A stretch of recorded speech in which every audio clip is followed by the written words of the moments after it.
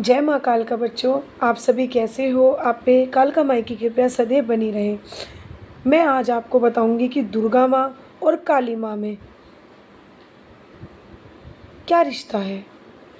ठीक है, क्योंकि बहुत से बच्चे कहते हैं कि जहाँ दुर्गा माँ होती है वहाँ काली माँ क्यों रखनी चाहिए, और बहुत से बच्चे कहते हैं जहाँ काली माँ होती है वहाँ पे दुर्गा माँ क्यों रखनी चाहिए।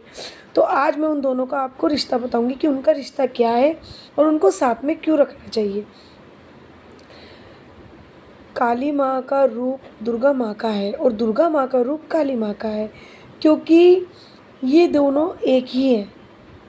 क्योंकि जब माँ को बच्चों के लिए सौम्य रूप लेना था, जब उन्होंने दुर्गा माँ का रूप लिया, और जब माँ ने असुरों का संहार किया था, जब माँ ने काली रूप लिया, तो दोनों रूप एक है। इसलिए जहाँ पे दुर्गा माँ होती है वहाँ पे काली माँ जरूर रखनी चाहिए, और जहाँ काली माँ होती है वहाँ दुर्गा माँ जरूर रखनी चाहिए।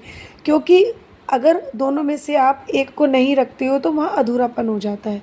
तो वहाँ पे क्या होता है कि दुर्गा के बिना काली माँ नहीं चलती और काली माँ के बिना दुर्गा माँ नहीं चलती। तो इसलिए हमें काली माँ और दुर्गा माँ को एक साथ रखना चाहिए और एक साथ उनकी भक्ति करनी चाहिए। आप इष्ट बना सकते हो, काली माँ को इष्ट बनाना है काली माँ को बनाओ, दुर्गा माँ को इष्ट बनाना है दुर्गा माँ को बनाओ, लेकिन आप दोनों को एक साथ रखो, दोनों की एक साथ सेवा करो।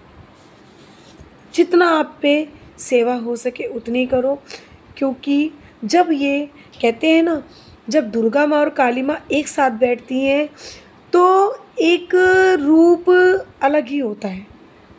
बच्चों को अलग ही एक रूप और एक अंतर दिखता है, क्योंकि दोनों की शक्ति एक है।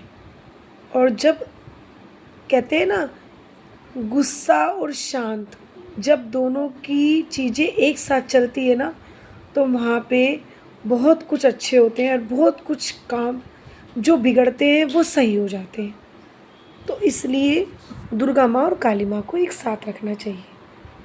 आप उनमें से एक जने को इष्ट बना सकते हो, लेकिन साथ में दोनों को रखो। ठीक है, मैंने आपको बता दिया है दुर्गा माँ और काली माँ को क्यों रखना चाहिए और उनका रिश्ता क्या है। जय माँ कालका, मैं कालका माँ की बेटी रूपाली जैन।